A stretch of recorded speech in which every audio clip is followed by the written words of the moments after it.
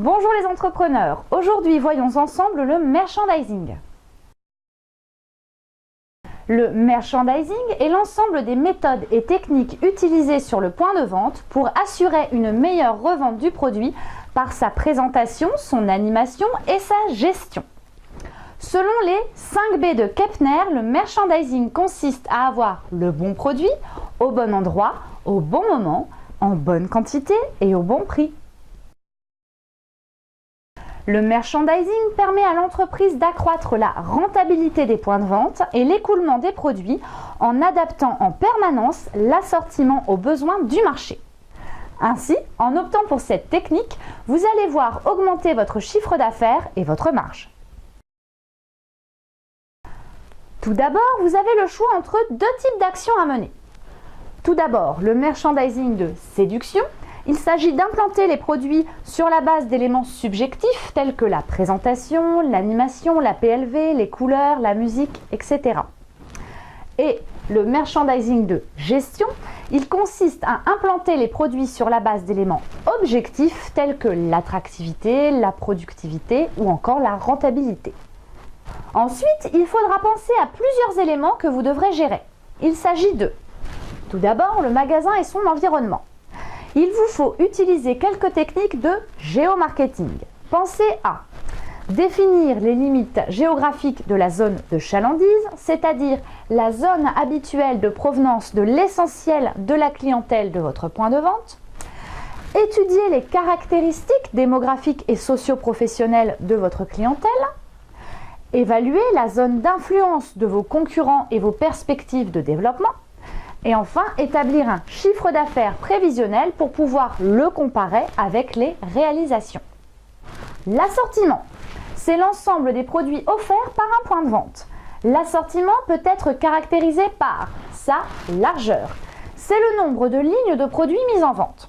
Par exemple, pour les boissons rafraîchissantes sans alcool, on trouve les colas sans caféine, les colas light, etc.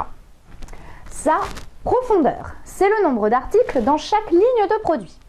On trouve différents articles pour les colas par exemple. La marque Coca-Cola, les marques de distributeurs comme Marque Repère ou la marque Auchan, etc., etc. Et enfin sa cohérence, il s'agit de l'homogénéité des différentes gammes de produits suivant leur utilisation.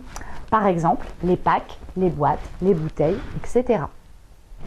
L'agencement de la surface de vente. Il s'agit de la configuration générale du point de vente, de l'emplacement des réserves, la localisation des chambres froides et des laboratoires de préparation en cas de vente de produits préparés sur place. Il faut aussi choisir les mobiliers et les animations. Et enfin, il est nécessaire de définir les normes de sécurité.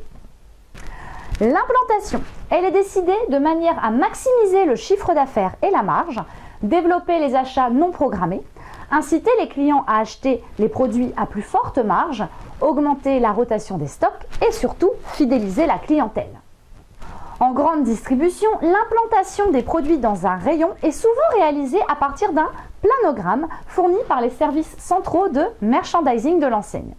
Un planogramme est la représentation visuelle de l'implantation d'un rayon ou gondole dans un point de vente.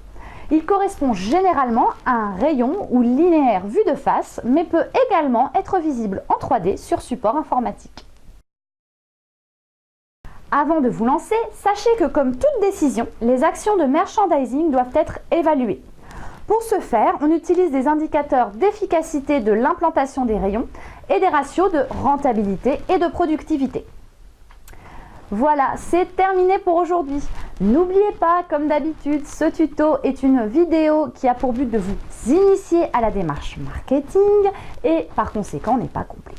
N'hésitez pas donc à poser vos questions en commentaire sous la vidéo ou à nous contacter directement pour une prestation marketing. À jeudi prochain les entrepreneurs!